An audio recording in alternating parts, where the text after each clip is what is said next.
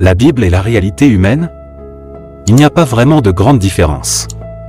La réalité humaine est moderne et à la fois chrétienne. La Bible est focalisée sur la chrétienté et sur l'histoire de la chrétienté et les biblistes. La Bible évoque Dieu, l'humanité, l'histoire de l'humanité depuis la chute.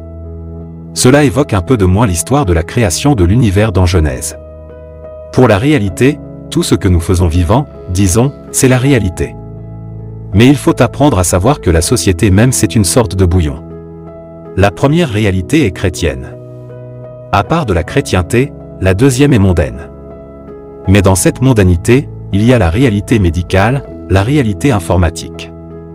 Vous faites la subdivision, mais ce sont deux mondes qui existent, la chrétienté et la mondanité.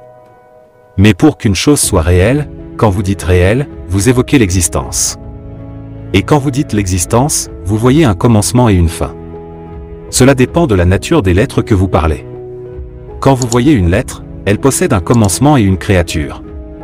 Quand vous possédez un commencement, celui qui vous donne naissance, c'est celui qui vous possède. Il a la mission de vous protéger et de vous baigner. Mais dès qu'il s'agit d'une créature, ça possède toujours un commencement et une fin.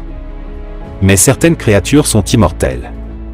Quand je parle d'immortalité, je parle de l'obéissance. Quand vous êtes obéissant, vous êtes immortel.